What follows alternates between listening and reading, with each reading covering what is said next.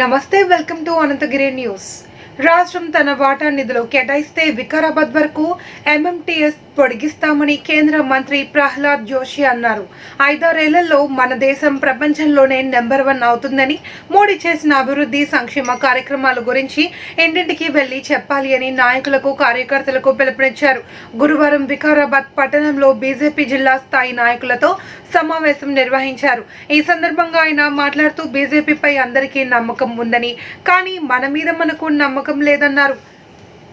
కూడా అధికారం టేస్ట్ తెలుస్తుంది, అధికారం రుచి తెలుస్తుంది. కాబట్టి దయచేసి మీరందరూ కూడా ఆ లైన్లో పనిచేయాలని చెప్పేసి ఈ సందర్భంగా మరొకసారి చెప్తే, సరే ఈరోజు కొంచెం మేము పెట్టుకున్నాం, రేపు ఎల్లుండి మళ్ళీ కూడా ఆలోచన ఉన్నది. మనకు ఒక 5,000 మంది యువకులతో సమ్మేళనం పెట్టుకోవాలని చెప్పేసి వికారాబాద్ వరకు ప్రత్యేకంగా.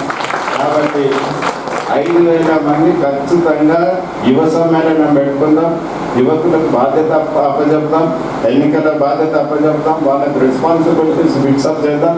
చేసిన తర్వాత ఖచ్చితంగా మనం గెలవడానికి అవకాశం ఉంటుంది.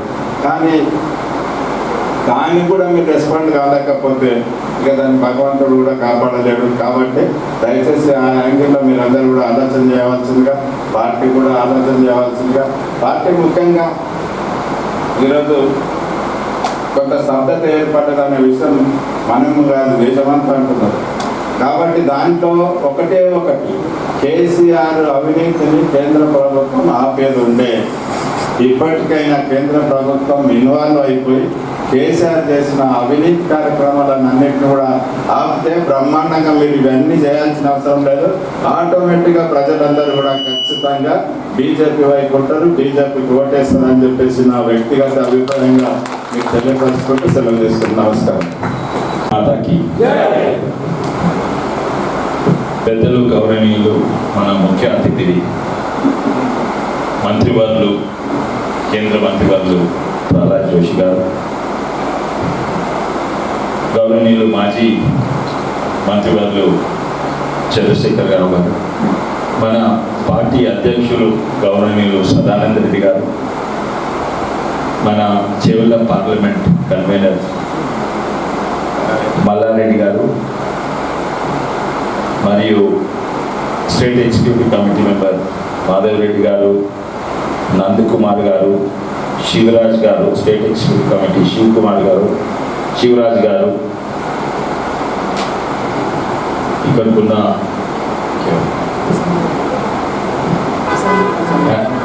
అసెంబ్లీ కన్వీనర్ శ్రీధర్ రెడ్డి గారు, సభాధ్యక్షులు శ్రీధర్ రెడ్డి గారు, కానీ ముఖ్యంగా ఇక్కడికి వచ్చిన కార్యకర్తలు, సీనియర్ కార్యకర్తలు కొంతమంది 20 ఏళ్ళు ఇప్పటి వరకు మనం ఈ రాష్ట్రంలో అధికారంలో ఎప్పుడు లేను. అధికారంలో లేకున్నా కూడా బీజేపీ పార్టీ 60 ఏళ్ళు ఇక్కడ బలంగా ఉందని అంటే అది మన దక్షిణ భారతదేశంలో విచిత్రమైన సంగతి. ఎందుకంటే అధికారంలో లేకుంటే వేరే పార్టీలు ఇప్పటి వరకు బతకగలుగుతాయా? ఒక్కొక్కడు అటు పోతాడు, ఇటు పోతాడు అంటే నిజంగానే మీ అందరినీ మెచ్చుకోవాలి. ఎందుకంటే అధికారం ఉన్నా లేకున్నా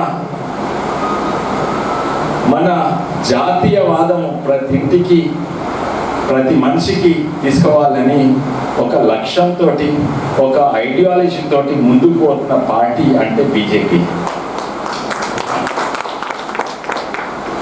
మనకు 10 ఓట్లు పడ్డా కూడా, 10 లక్షల ఓట్లు పడ్డా కూడా బీజేపీని చూస్తే భయపడతారు. అక్కడ గమనించిన, ఎందుకంటే వీళ్ళు ముంగట పోతూనే ఉంటారు, పెరుగుతూనే ఉంటుంది. కానీ మనం వేగంగా పోయే అవసరం ఇప్పుడున్నది. ఇట్లే పోతుంటే తప్పనిసరి కేసీఆర్ ఓడగొడతాం 20 ఏళ్ళ తర్వాత ఆయన బతుకుంటే. కానీ ఇప్పుడు మనం వేగం చేసే అవసరం ఉంది. ఎందుకంటే మనము ఆ స్ట్రైకింగ్ రేంజ్ ఉన్నాం, కేసీఆర్ను స్ట్రైకింగ్ రేంజ్ ఉన్నాం. మనం ఇప్పుడు వేగంగా పోతే నిజంగానే కేసీఆర్ను కొట్టగలిగే నమ్మకము నాకు ఇక్కడ ఉన్న ప్రజలకు కాదు, యావత్ తెలంగాణకు వచ్చింది. అందుకే మనం చిన్న ఉన్నా కూడా కాంగ్రెస్ పార్టీకి డిపాజిట్లు వస్తలేవు. ఏదో మునుగోడులో కొంచెంలో పోయినాం, కానీ మునుగోడు తర్వాత కూడా టీచర్స్ ఎమ్మెల్సీ దాంట్లో మళ్ళీ మనకు అందరు వేసిండ్రు. కమ్యూనిస్ట్ వేసిండ్రు, కాంగ్రెస్ వేసిండ్రు, పోయి టీఆర్ఎస్ కూడా మనకి వేసిండ్రు. అయితే అందరికీ మన మీద నమ్మకం ఉంది, కానీ మన మీద మనకు నమ్మకం ఉందా అని. ఏం నమ్మకం ఉన్నది? మనం జాతీయవాదం కొట్లాడతాం, అది కాదు. నమ్మకం ఏమి ఉండాలి? అవును రా, రేపు విని కొట్టగలుగుతామనే నమ్మకం ఉండాలి. అయితే దాంట్లో నేను ఒక్క లోపం చూస్తున్నాం. మన లోపం ఏంటంటే మన ప్రచారంలో మనం అన్నిట్లో వీకెస్ట్. మనం సోషల్ మీడియాలో మంచిగా లేదు. వాళ్ళేమో వాళ్ళు చెయ్యని మేమేం చేసినామని చెప్పుకుంటుండ్రు, మేమేమో మనం చేస్తే మేం చేస్తామని చెప్పుకుంటేందుకు అక్కడ చెప్పుకుంటలేదు. మొన్న రైల్వేస్లో మేమందరం కలిసి అక్కడి నుంచి ఇక్కడ వరకు మర్పల్లి నుంచి ఇక్కడ వరకు స్టాప్ తీసుకొచ్చినాం. తీసుకొస్తే టీఆర్ఎస్ అంటే మేము స్టాప్ తీసుకొచ్చినాం. మనం చేసిన పని కూడా వాళ్ళు. ఇక్కడ నుంచి రోడ్ వస్తున్నది, 2017లో వచ్చినాం, అప్పుడు నేను ఎంపీ ఉంటుంది. అది మేమే వేస్తున్నామని చెప్తున్నాను. ఇవైతే మనం చూసినాం. కానీ రూపాయి బియ్యం కాడి నుంచి 5 కేజీల ఉచిత బియ్యం కాడి నుంచి, లేకుంటే రైతుకు మద్దతు ధర కానించి, లేకుంటే ఫర్టిలైజర్ సబ్సిడీ కానించి ప్రతి ఒక్కటి మనమే చేస్తున్నాం. కానీ టీఆర్ఎస్ డైలాగ్ ఏంది? మీరు బీజేపీ ఏం చేస్తుండ్రు? వాళ్ళకి ధైర్యం ఎట్లుంది? వాళ్ళకి అట్లా అడిగే ధైర్యం మన వల్ల వస్తుంది. ఈ మన తప్పు వాళ్ళు ముఖ్యంగా ఏంటంటే, అందుకే నేను ఎప్పుడు కూడా ఒక నోట్బుక్ రాసుకుంటా, చేసేవన్నీ రాసుకుంటా, ఎప్పుడో కొత్తది గమనిస్తా రాసుకుంటా. ఇది నిజంగానే మనం గెలవాలంటే మోడీ గారి పేరు ఇక్కడ కాదు, మీ అందరికి తెలుసు, ప్రపంచం మొత్తం ఆ మోడీ గారి పేరు వాడుకుంటాము. కానీ మనం గెలిపించేది ఎవరు? ఎలక్షన్లా బూత్ కమిటీ. వేరే దగ్గర అట్లా ఉండదు. గెలిపించేది పైసలు, వాటర్ బాటిల్, ఏదేదో ఉంటాయి. కానీ ఇక్కడ మన బ్రహ్మాస్త్రం అనేది బూత్ కమిటీ. దాన్ని బలంగా చేయాలంటే ఒకటేమో కమిటీ ఉండాలి. ఆ కమిటీకి ఇవన్నీ కూడా దాన్ని ఎన్నో చెప్తారు పెద్దలు, మంత్రివర్యులు ఎన్నో చెప్తారు. అవన్నీ కూడా అక్కడి నుంచి మన నుంచి బూత్ కమిటీ వరకు చేరాలి. ఎందుకంటే నా గ్రామీణ ప్రాంతం తెలుసు. వాళ్ళందరూ కూడా ఏ పార్టీలో ఉన్నా దుష్మన్ ఉండరు, అందరు కలిసి మాట్లాడుకుంటారు. ఎవరికైనా ఎక్కువ అవగాహన, మన బూత్ కమిటీ ప్రెసిడెంట్కి ఎక్కువ అవగాహన ఉంటే ఆయన లీడర్ అవుతారు, ఆయన 10 మందిని కన్విన్స్ చేయగలుగుతారు. కానీ ఇంకా ఇతర పార్టీ వాళ్ళకి అవగాహన ఎక్కువ ఉంటే వాళ్ళు ఉల్టా మనం కన్విన్స్ చేస్తారు. అందుకే ఇవన్నీ కూడా మనము ఈ అవగాహన రావాలి, అది నోటికి ఇమీడియట్లీ ఉండాలి మాటలు మాట్లాడేటప్పుడు. అయితే ఇవన్నీ కూడా మనము ఉపయోగించుకుంటే తప్పనిసరిగా మనం గెలుస్తాం. మరోసారి అవకాశం ఇచ్చినందుకు అందరికీ ధన్యవాదాలు. ఇప్పుడు అసెంబ్లీ కన్వీనర్ श्री श्रीधर रेड्डी गारू, जिला के अध्यक्ष सदानंद रेड्डी और पूर्व मंत्री चंद्रशेखर जी, कोंटा विश्वेश्वर रेड्डी जी, नंद कुमार यादव जी, चवेला पार्लियामेंट के कन्वीनर मल्ला रेड्डी जी और के शिवराज जी, मोहन रेड्डी जी, माधव रेड्डी जी और अमरेंद्र रेड्डी जी, नंदయ్య और बाकी सब प्रमुख पदाधिकारी जो इधर बैठे हुए हैं और सीनियर कार्यकर्ता। तो अभी चंद्रशेखर जी ने और पंडा विश्वेश्वर रेड्डी जी ने, जिला अध्यक्ष जी ने आपको इस मीटिंग के बारे में बहुत कुछ समझा दिया। मुझे आपको इतना ही कहना है, जो पंडा विश्वेश्वर रेड्डी गारू बता रहे थे उसमें तो मैं इतना ही समझा कि जो कुछ भी हम करते हैं जो कुछ की कोशिश हम करते हैं, प्रयास हम करते हैं, आप स्टैंडिंग में रखना है। कभी भी याद रखो, हमको ये प्रैक्टिस नहीं है। इस स्टैंड रखने में क्या प्रॉब्लम होता है मुझे समझ में नहीं आता है।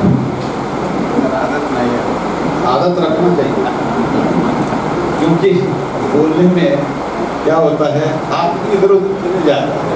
हाँ, सिर्फ हमारा मुंह से हम नहीं बोलते हैं, हृदय से बोलते हैं। तो इसलिए मैंने जो कुछ भी समझा तो सब कुछ मैं ही किया, इसे बोलने का स्वभाव है। तो हमको क्या करना है, ये हमारा सामरिक प्रश्न है। गत 9 साल में क्या बदलाव हुआ है देश में और तेलंगाना। आप थोड़ा सोच लीजिए, देश भारत के प्रधानमंत्री राष्ट्रपति किसी को अमेरिका जैसे देश, जो अभी उधर के जो लोगों का भारतीय संजात जो है, हमारे डायस्पोरा जो है, वो भी इतना उत्साहित है। कभी भी वो भी उतना उत्साहित नहीं रहते थे।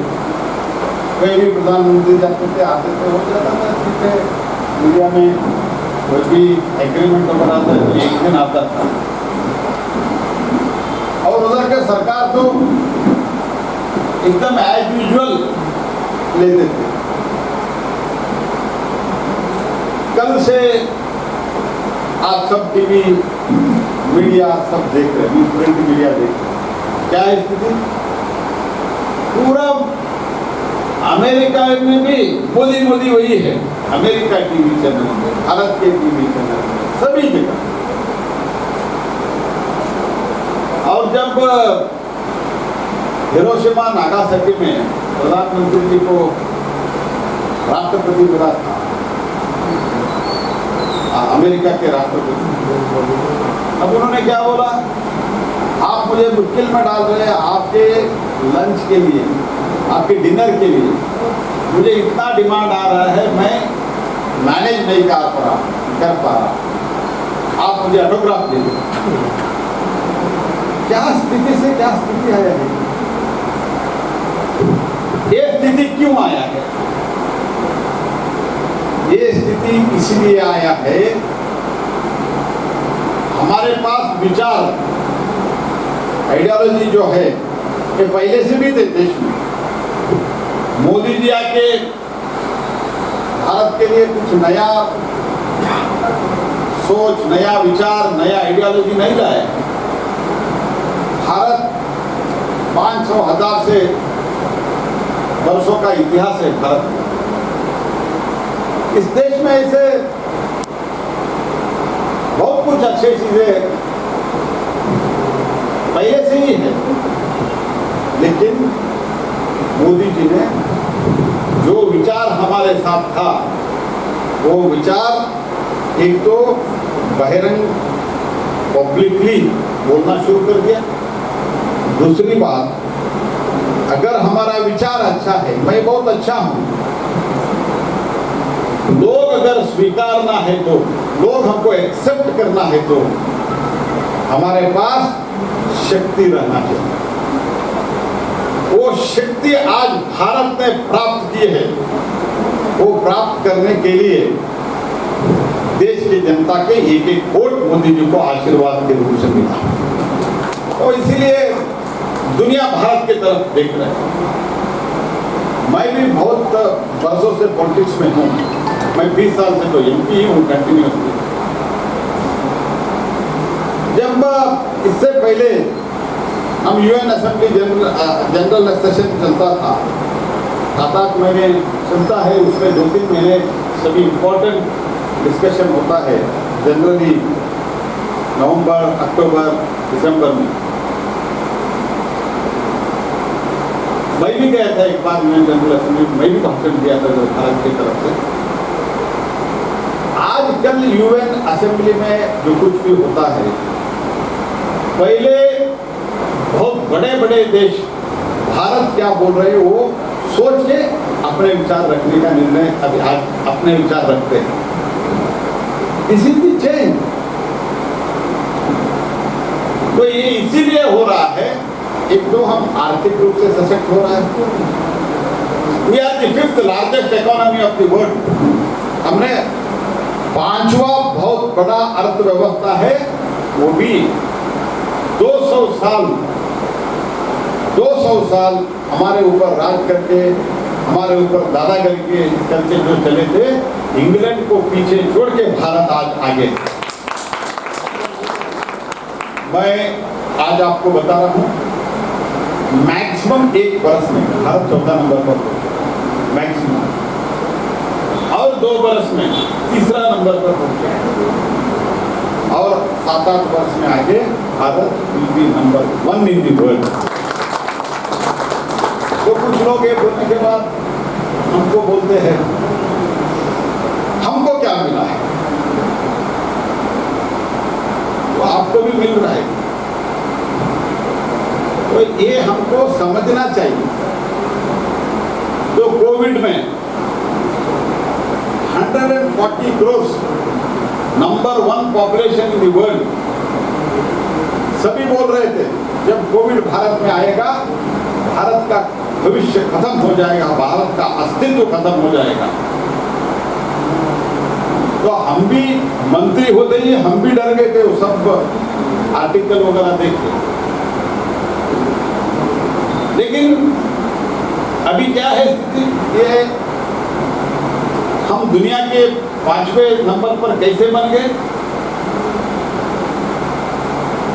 इस देश में वैक्सीन कभी भी नहीं बनता था, वैक्सीन मैन्युफैक्चरिंग नहीं होता था, क्योंकि हमारे देश को जो पहले जो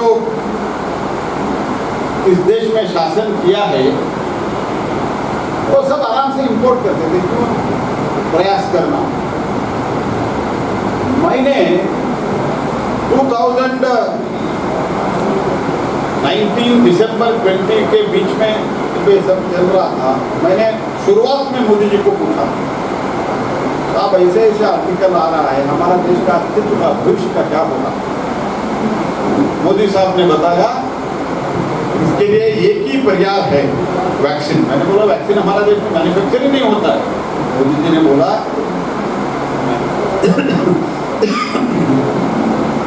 मैं साइंटिस्ट को बात किया, एक भी केस नहीं आया था भारत में। मैंने साइंटिस्ट को बात किया, साइंटिस्ट को इसके लिए रिसर्च के लिए जो पैसा चाहिए तो वो दे दिया, मैन्युफैक्चरर को बोला हूं, और आप सब लोग निश्चिंत रहिए, ठीक है 7-8 महीने जैसे दुनिया का कष्ट होगा हमको भी कष्ट होगा, लेकिन जिस दिन वैक्सीन अमेरिका में दिया जाएगा उसी दिन भारत में भी दिया जाएगा। पहले क्या होता था, सभी वैक्सीन जो कुछ भी वैक्सीन ले लो, वो पोलियो से लेके स्मॉल पॉक्स, चिकन पॉक्स, वो सब वैक्सीन विदेश से आते थे, वो भी विदेश में पूरा करने के बाद हमारे देश में 40-50 साल के बाद आते थे। आज भारत में जिस दिन अमेरिका में वैक्सीन हुआ उसी दिन हुआ, और दुनिया में सबसे अच्छे वैक्सीन करके हमारा वैक्सीन हुआ, वो ये आपका हैदराबाद में मैन्युफैक्चर। तो वो लोग भी मुझे मिले थे उस टाइम, लोग वही बोल रहे थे, हमको पहले से बोलते थे सब वैक्सीन हम ही करते थे, लेकिन बोलने वाला और सपोर्ट करने वाला सरकार नहीं थी। और आज भारत 200 करोड़ से ज़्यादा, 230 करोड़ से ज़्यादा वैक्सीन देके दुनिया में एक रिकॉर्ड बना दिया है। कई देशों में अभी भी कोविड का रिस्ट्रिक्शन है, लेकिन इंडिया एकदम सेफ। कैसे? हमारा वैक्सीन 2 डोज का वैक्सीन और सबको इन्वॉल्व करके। तो कई देशों में वैक्सीन लेने के लिए झगड़ा हुआ, स्ट्राइक हुआ, 2-2, 3-3, 4-4 महीने तक स्ट्राइक। कनाडा में कितना दिन में स्ट्राइक हुआ, लेकिन भारत में ऐसा कुछ नहीं हुआ, क्योंकि मोदी जी सब सबको विश्वास में लेके अपने वैक्सीन तैयार करके स्वयं लेके सबको उत्साहित किया, प्रोत्साहित किया, तो देश से ऐसे बहुत चीज मैं बोल सकता हूँ। हर घर नल जल हो, तो कुछ लोग इम्प्लीमेंटेशन करने के लिए नहीं दे रहे हैं। प्रधानमंत्री कृषि सम्मान योजना, प्रधानमंत्री कृषि सम्मान योजना में टोटल प्रदेश में 39,50,000 नियरली अबाउट 40 lakhs बेनिफिशियरीज हैं। इन रंगारेड्डी डिस्ट्रिक्ट 1,93,283 बेनिफिशियरीज है। उन लोगों ने 429 करोड़ मिला है सिर्फ रंगारेड्डी डिस्ट्रिक्ट में। विकाराबाद डिस्ट्रिक्ट में 1,58,936 बेनिफिशियरीज है। वो सब किसान को 354 करोड़ मिला, 354 करोड़ एक ही जिला। तो किसान सम्मान निधि, ऐसे ही हर घर नल जल। ये पानी देने का काम कॉर्पोरेशन का है, स्टेट गवर्नमेंट का है। गांवों में पानी देने का काम किसका है? ग्राम पंचायत का है। उन लोगों को भी पैसा देने का काम किसका है? राज्य का है। लेकिन मोदी जी ने कैबिनेट में इसका चर्चा हुआ। देश के कितने घरों में, हमारा देश में 21 करोड़ 21 करोड़ घर है। 21 करोड़ में 3 करोड़ का नल का कनेक्शन था। कितना? 3 करोड़ का। हमने 19 में ये प्रोजेक्ट चालू किया, 2019 में। कब किया जी? आपको ये सब मन में रहना, इसलिए मैं बोल रहा हूँ, रिपीट करना। 2019 में 3 करोड़। 2019 में 72-73 ईयर्स हो गया था भारत को स्वतंत्र होकर। 23 में, आज 23 में है, 12 करोड़ घर को हर घर नल कर मिला। कितना? 12 करोड़ 12 करोड़। और सरफेस वाटर नजदीक में है तो स्टेट गवर्नमेंट कोऑपरेट करते हैं तो उसका भी पानी बल्क वाटर सप्लाई के लिए भारत सरकार पैसा देती है। जल जीवन मिशन शुद्ध पानी बिना कष्ट के हमारे बहनों को मिलना चाहिए, ये शुरू हो गया है। और जनऔषधि केंद्र में ये डायबिटीज, ये सब जो बीपी वगैरह के लिए हम लोग जो इस्तेमाल करते हैं ऐसे ड्रग्स, ये सब 20-25% मैक्सिमम कॉस्ट है। अगर बाहर 1 रुपया है तो इधर 25-30 पैसा में हमको मिलता है। ऐसे बहुत चीज है। 5 केजी अनाज राइस 3 बरस से दे रहे हैं। पता है नहीं आप लोगों को? पहले गरीब कल्याण योजना में देते थे, अभी नेशनल फूड सिक्योरिटी एक्ट में हर एक व्यक्ति को 5 केजी राइस कौन दे रहे हैं? शायद आपको पता भी नहीं है ना? बहुत लोगों को पता नहीं है। वो क्या करते हैं?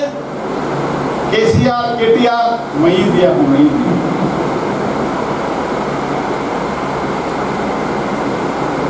तो ये ऐसे छोटे छोटे चीजें हैं। और हमने गैस दिया है सबको। उज्ज्वला में गैस, उजाला में पहले बल्ब देते थे, अभी उसका समय खत्म हो गया है। उजाला में हमने पहले एलईडी बल्ब देते थे, क्योंकि हमारा इलेक्ट्रिसिटी बिल ज़्यादा नहीं होना चाहिए, पोल्यूशन ज़्यादा नहीं होना चाहिए। हम आने से पहले वो बल्ब खरीदते थे 360 रुपीज़ में, मोदी जी आने के बाद वो 60 रुपीज़ में खरीदना शुरू कर दिया। 300 रुपए कहाँ जाते थे? ऐसे और इंफ्रास्ट्रक्चर में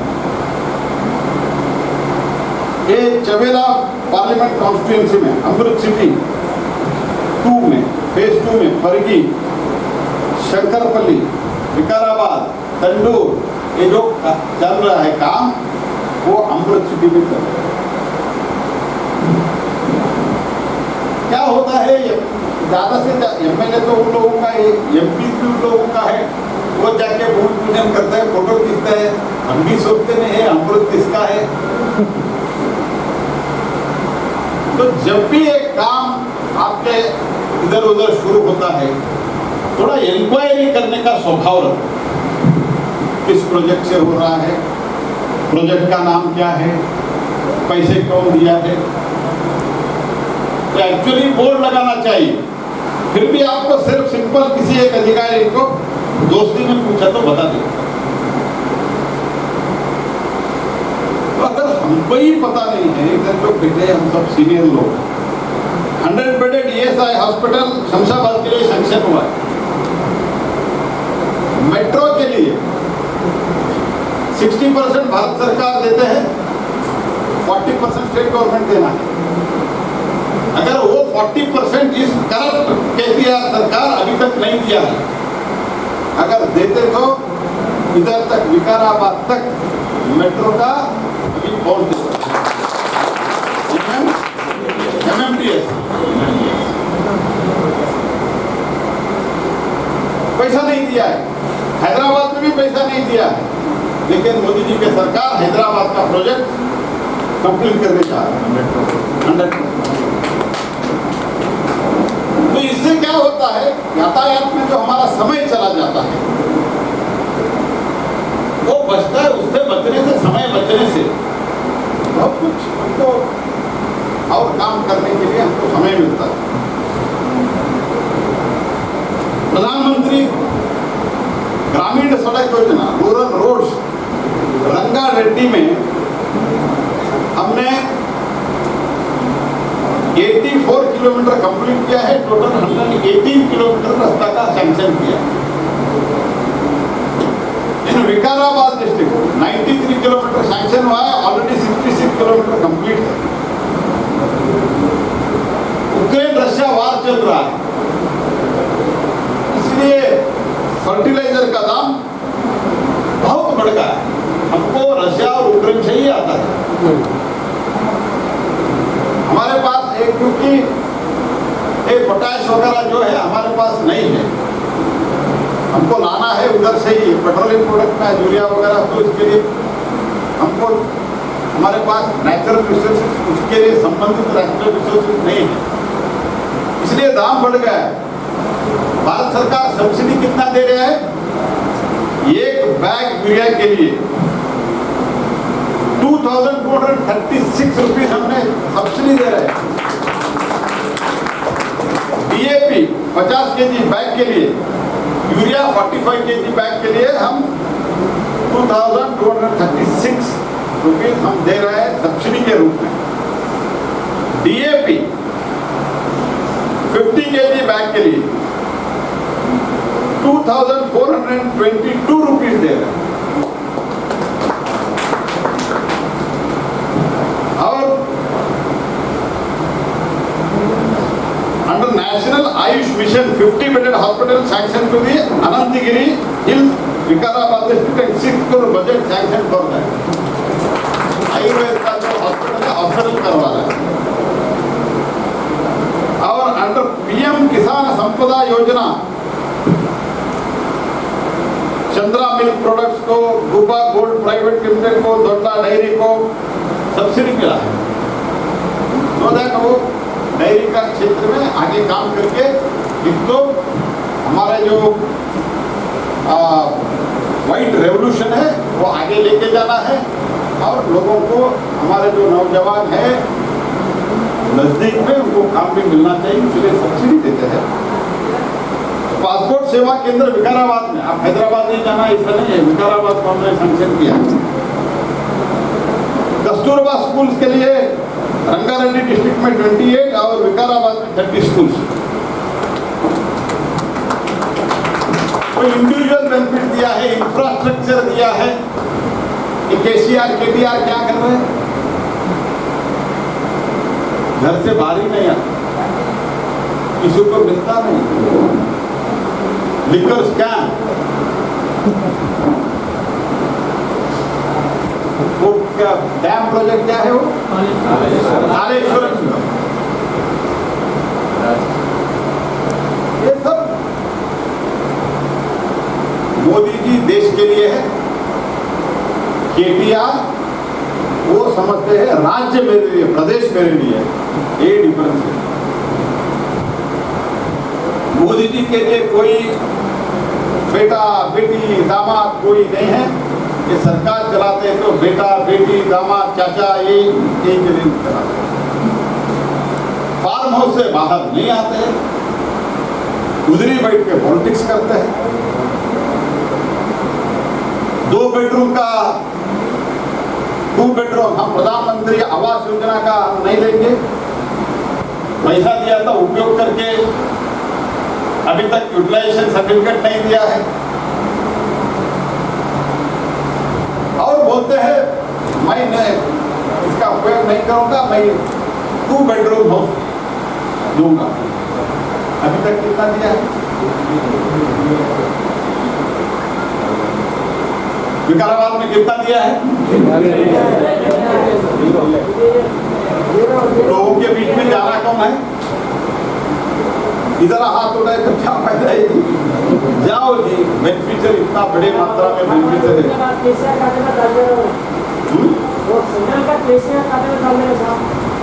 नहीं, इसीलिए मैं कह रहा हूँ आपको, मैं वही बोल रहा हूँ, बैठो जी, बैठो बैठो। तो हम मुझे क्या समझाते हैं, आप लोग समझिए। मैं तो ये विश्वेश्वर रेड्डी भी वही कहा, आप मैं भी वही कर रहा हूँ, मुझे क्या समझाते हैं? आप जाओ ना घर जाओ, जो हमने किया है, मोदी जी ने किया है। और अगर कुछ एकाध स्कीम स्टेट गवर्नमेंट भी किया है कभी, वो स्कीम अभी हमने जो पैसा दे रहे हैं, पहले कितना मिलता था इनको स्टेट गवर्नमेंट को? 1 बरस में पूरा आंध्रा तेलंगाना मिल के 2014 से वो 10,000 20,000 करोड़ मिलता था। 8 बरस में 1,56,000 crore plus GST compensation cess हमने 9,000 करोड़ रुपए दिया है तेलंगाना। यही पैसा उपयोग, वो भी हिसाब के साथ नहीं दे रहे। तो आज हैदराबाद में हो, बेंगलुरु में हो और कई जगह में हो, इन्वेस्टमेंट हो रहा है। क्यों हो रहा है? मोदी जी आने से पहले इस देश इलेक्ट्रिक डेफिसिटी देश था, अभी इलेक्ट्रिक सरप्लस देश है। कभी क्या है, नेपाल बांग्लादेश को इलेक्ट्रिसिटी एक्सपोर्ट करते हैं जी। ये जमाना था इलेक्ट्रिसिटी घरों में, गांव के घरों में 7-8 घंटा देते थे। क्यों? Shortage of electricity.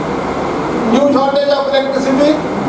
कोयला नहीं है। मैं कोयला का मंत्री हूँ, मैं देख के हैरान होता था, हमारा देश में इतना कोयला है जो अभी हमने एक्सप्लोर किया, मीन्स हमने जो पहचाना है इतना कोल है करके आज के दिन में, वो 300 वर्ष के लिए कोल सफिशिएंट है, 300 वर्ष के लिए। लेकिन ये कांग्रेस के सरकार कोल इंपोर्ट कर, हमने अभी नेक्स्ट ईयर से, क्योंकि एक माइन ऑपरेशन होने के लिए 10 साल लगता है, नेक्स्ट ईयर से कोल इंपोर्ट बंद कर, जो बिजली उत्पादन के लिए जो कोयला है उसका इंपोर्ट हम बंद कर रहे हैं। इतना कोयला हम इस वर्ष भी 1000 मिलियन टन 100 लाख टन हमने उत्पादन समस्या नहीं है। इसलिए बिजली उत्पादन हो रहा है। जहां बिजली उत्पादन होता है उधर इंडस्ट्री आता है। इंडस्ट्री जहां आता है रोजगार मिलता है। ईपीएफओ में के रिकॉर्ड के अनुसार हाईएस्ट एम्प्लॉयमेंट इस 1.5 वर्ष में भारत में मिला है। बाकी दुनिया में अनएम्प्लॉयमेंट डे बाय डे ज्यादा हो रहा है। तो इसलिए मैं आपको हाथ जोड़ के प्रार्थना करता हूँ, इधर आके सब चंद्रशेखर हमारे नाम पे जो है वो बोलता है, मुझे मत समझाइए, आप जाओ बेनिफिशियरी का सम्मेलन सब जगह मिलता ही मिलता है आपको। घर घर जाओ, छोटे छोटे मोहल्ले में जाओ, 30-40 लोगों को इकट्ठा करो, हमने जो किया है वो बताना शुरू करो। ये जो हुआ है मोदी जी के कारण हुआ है। रेलवे को कितना पैसा दिया है, रोड्स को 1,09,000 करोड़ हमने तेलंगाना को रोड को दिया है टोटल। पहले 5 वर्ष में 5,000-6,000 करोड़ मिलता था रेलवे को तेलंगाना और आंध्रा मिलके। मैक्सिमम मिला है 7,000 करोड़ फॉर 5 years। हमने कितना दिया है 32,000 करोड़। सभी रेलवे प्रोजेक्ट जो कुछ भी रेलवे इलेक्ट्रिफिकेशन इस देश में और तेलंगाना में हुआ है इलेक्ट्रिफिकेशन, उसमें 50% इस 8 वर्ष में हुआ है। 50%। तो इसको जाके समझाना तुम।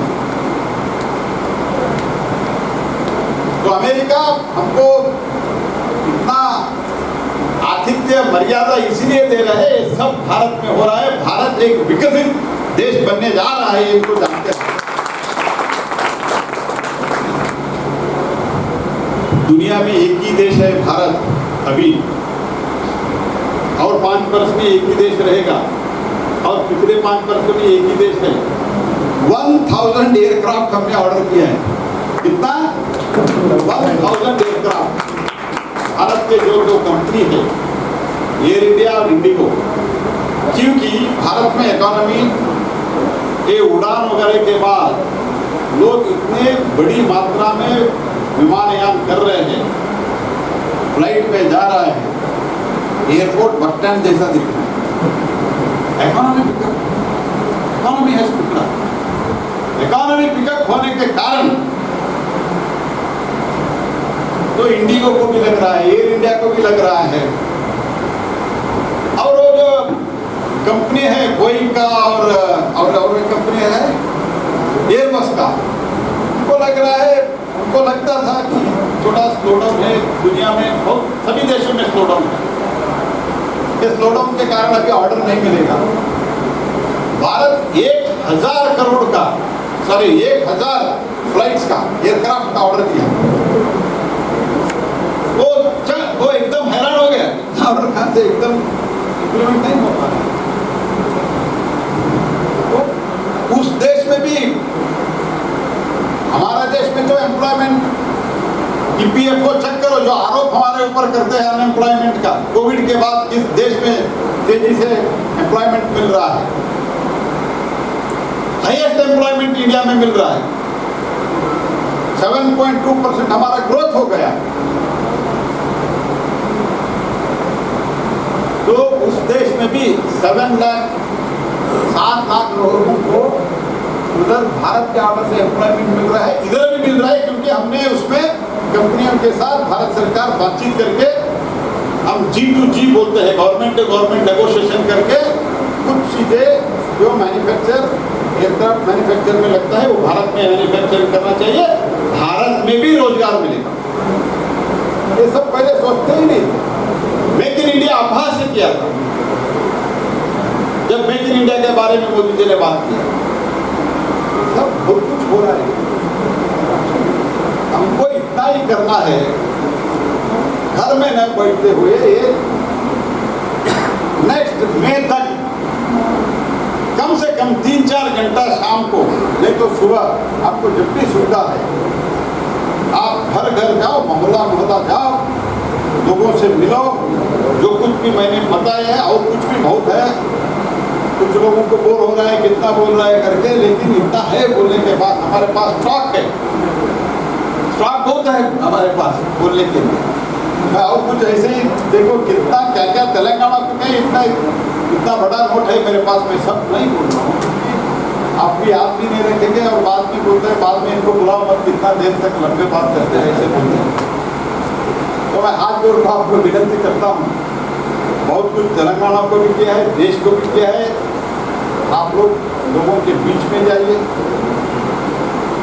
भारत नंबर 1 बनने जा रहा है, हमको भी उसका फायदा मिलने वाला है, इतना फायदा ऑलरेडी मिला है। तो आप हमारे साथ आइए, ये फैमिली रन बिजनेस जो तेलंगाना में चल रहा है ये बंद करो। कैसे आप लोगों के पूछ लो, विश्वास से साथ बात करो, हम जरूर, मैं आपको बता रहा हूँ, तेलंगाना में भी हम आएंगे, देश में तो मोदी तीसरी बार प्रधानमंत्री बनना पक्का। आप मेहनत करो, इतना ही बोलते हुए मेरे वाणी को विराम देता हूँ। बहुत बहुत धन्यवाद।